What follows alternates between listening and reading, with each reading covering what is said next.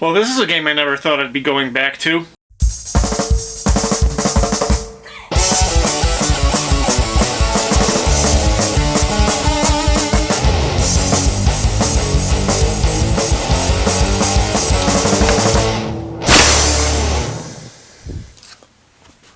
Hi everyone, and welcome to the Gaming Guillotine, where I execute the poorly executed on, of course, the Gaming Guillotine.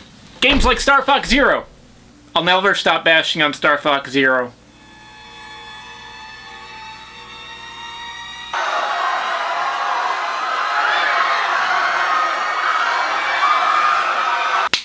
So to combat the overwhelming hatred that's been spewing from me by reviewing one of my personal worst video games of all time, today I'm going to be covering one of my favorites, Team Fortress 2. Anyone who has seen my channel knows that while I have a lot of things to criticize, I do so out of a genuine love for Valve's class-based shooter. With over 5,000 hours across 3 systems, a brief dabbling in the competitive scene, and over 24 YouTube videos, it only makes sense that I love the game. Yes, in spite of a lot of recent doom and gloom videos, I do still love the game. I may review it someday, but not today. Or at least, not the version you would be normally thinking of. Today, I'm reviewing the PlayStation 3 version. I mentioned that I've played this game across 3 systems, but all versions are not the same. My last 2 videos have been leading to this one in a sense. 3 weeks ago, I made a video endorsing a console port of the current PC version to expand the Team Fortress 2 audience. I was initially going to boot up the PS3 version to show the mechanics in action on a console version, get some stock footage, and move on. What I found astounded me. I selected Join a Match, not expecting anything. What I was met with was a populated server and an active community.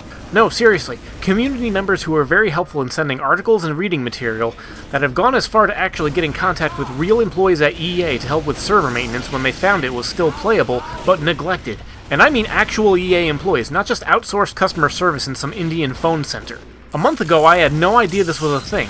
But why? Why this game, which hasn't been updated since its launch literally over a decade ago, running on outdated console hardware, still not only being played, but staunchly defended by a devoted fanbase? For the first half of this review, I'm only going to be citing the PlayStation 3 version. I'm going to be judging it completely independent of the modern, updated PC version. And then once I've judged it by its own merits to enough of a satisfying degree, I'm going to then move on and start making comparisons with the more modern version to try and make a few points of what's my ultimate opinion on this game.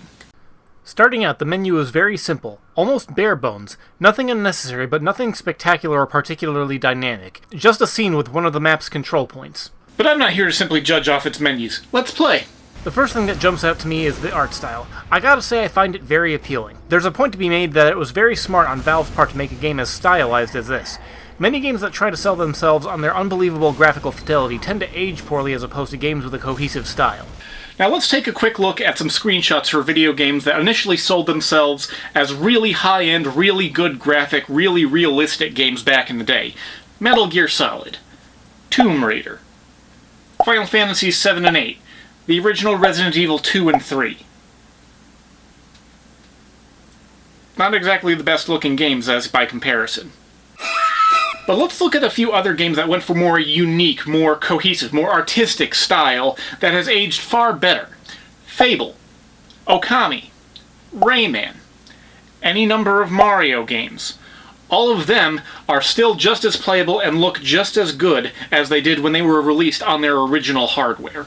Games that put an effort into a unique visual flair and a cohesive style are far more likely to stand the test of time, and frankly, even in 720p, I find appeal in Team Fortress 2's mid-20th century style inspired by the works of Norman Rockwell and Dean Cornwell. From 2007 to 2020, it still holds up, and each character's design is unique, both partially to communicate what they are capable of or how they are intended to be played, but also to be easily identified on the battlefield so you can quickly figure out if you can take them one-on-one or come back with reinforcements. But what about gameplay? While an art style is important, if the gameplay doesn't engage, then then it's all for naught. Starting out, the basic control seems solid and well-defined for most classes, plus it seems that hit-scan weapons have no degree of aim assist. It is 100% you. There's also no aiming mode for any class except for the sniper and arguably the heavy spun-up minigun mode. Now this next part is entirely my preference, but I do not like the aiming controls.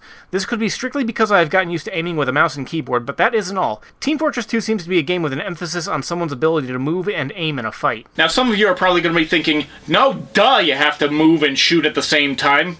But wait, let me explain. Other shooters like Call of Duty, Borderlands, and many modern others have a distinct separation between the intended movement mode and the intended combat mode, in the form of iron sight aiming, where movement speed reduces and you move to focusing on aiming, kind of like a sniper when he scopes in. This doesn't mean that shooting and moving are totally divorced all the time. There are just moments where one is emphasized over the other. The other side of this coin consists of shooters like Doom, Counter-Strike, and Quake, where the movement and combat is intended to be seamless. Unfortunately, and this is my take on matters, shooters of the latter style are ultimately hampered by the nature of the control input that is an analog stick on a controller. Motion tracking without any kind of aim assist in a high-pressure frag fest where you have to maintain momentum is much more difficult with a traditional console controller, and this problem becomes amplified when considering that the ways that the weapon can be used to enhance movement with rocket and sticky jumping, causing you to move even faster. This lack of pinpoint tracking ultimately leaves classes that rely on precise aiming handicapped when compared to classes that can utilize splash damage like the Soldier or Demo, or general area aiming like the Pyro or Heavy. This also makes the Engineer one of the most effective classes with the sentry gun that can precisely aim and deal tons of damage. In shooters such as this, I usually find it easier to just time your shots while you're running rather than using the joystick to look around for the dynamic aiming motion. But even this is only a stopgap method to try and lessen the impact of lackluster controller implementation.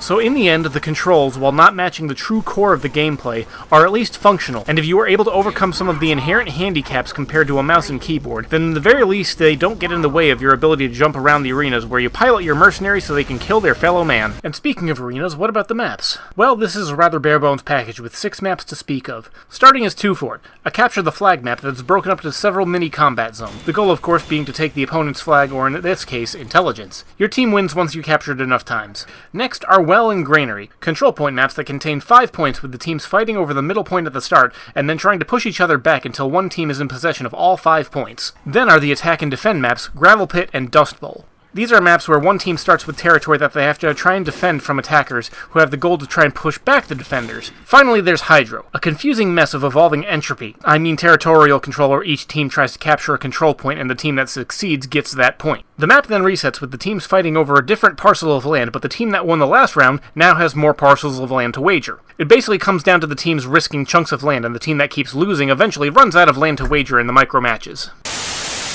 Hey everyone, Guy from the editing desk here. I was in the final stages of putting this thing together when I actually got reached out to by one of the PS3 TF2 community, and they showed me that they've actually modded one of the maps to include a payload mode using assets that are already in the game, which I found amazing. So, just wanted to throw that one in there.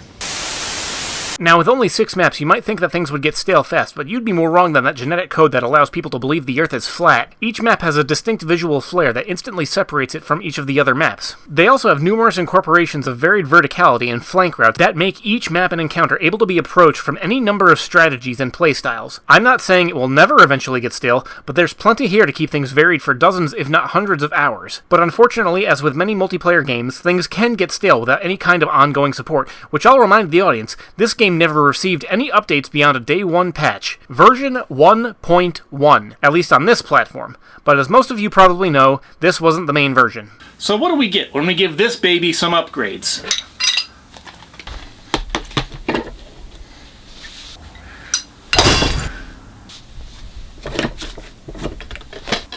We get the PC version. Any of my previous viewers know that I have a wealth of time with this game. I mean, hell, over half my videos are Team Fortress 2 focused, and another handful use footage to back talking points. But let's look at some of the various things that have been included over the years to keep the game fresh and updated in a relative order of implementation. The earliest change I can think of that I chalk up to balancing and tweaking is the Pyro Air Blast. More maps and modes then began to get implemented. These didn't necessarily change the mechanics, just the environments in which they were used. Then they added what I would call the biggest and most significant significant addition: unlockable weapons. This is where the most complex and significant change came. The ability to modify each of the 9 classes' capabilities and playstyles in ways that range from the mild to the drastic, making a near infinite number of ways that encounters can transpire. Cosmetics also came around this time. They don't change anything mechanically, but they allow people to express themselves through their own versions of the class avatar. My take, though, is while I do appreciate many of the cosmetics, you can't deny that there are also many that clash with the intended art style.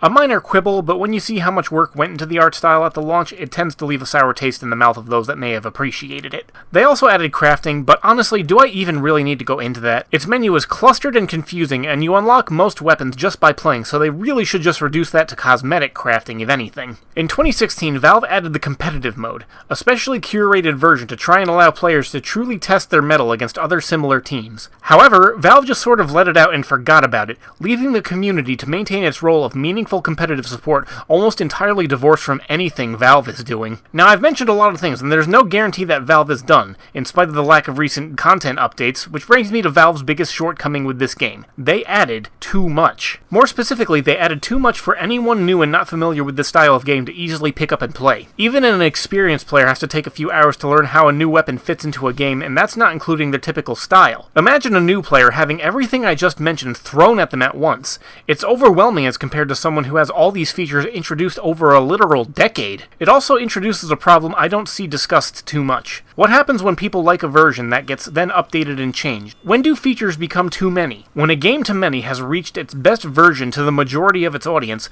and they start testing its limits, only for a change to arrive that sends that into upheaval. When I played Minecraft years ago when it was still in beta, I was happy with it. Then they kept adding stuff that to me was unnecessary and more complex than I wanted because it wasn't explained in the game. I got turned off, only picking it up years later after it had been thoroughly polished and easier to understand with proper tutorializing. This leads me to the main point of this video. It may not be the easiest way to start, but I argue if you can track down a copy and have a functioning PlayStation 3 to play on, then you should start here. While TF2 on the PS3 is lacking certain elements of polish and balance, it may be the perfect place to learn Team Fortress 2 in its most base form. Nothing to distract the player, nothing to overwhelm, just the mechanics of the base classes, their original weapons, and no poorly done tutorials, menus, or mechanical shifts from unlockables. Now this may not be my preferred version, but I can appreciate the audience. They know what they like, and this game has it, without the unnecessary fluff. And now that you've got my take on the PlayStation 3 version of Team Fortress 2, I hope you'll indulge me with me going on one last rant about the main PC game, which I only came to the conclusion of after playing this version. Team Fortress 2 should have as a standard feature for new players the base model of the game so players can learn at a more reasonable pace. Plus, I'd wager that this game would have an audience for people that would want to return to a simpler, less convoluted time. World of Warcraft certainly did. They released a version of the classic World of Warcraft last year, and it attracted literally millions of players that wanted the base version and got it back. I'll end on this. I'm excited for VR, Half-Life Alyx, and any number of projects, but Valve has established several live service games that are slowing on their content. I may not care too much anymore if they update anything on a mechanical level, but if they can present the right options, menus, and modes to even out the learning curve, then Valve may once again be able to open up themselves to an audience they have previously blocked themselves off to, save for the most resilient and determined. A more definitive version, if you will, because with their modern attitude, the only thing definitive about Valve is their lack of meaningful action, and I hope that changes. Wow, that was depressing! Let's end this video by seeing what my newfound toy that someone left mysteriously on my front door can do. A good place to start.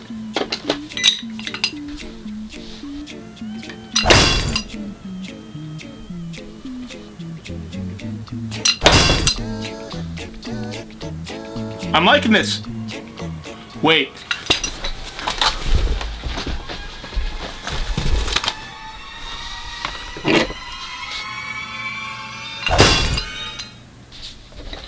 I don't know what I expected.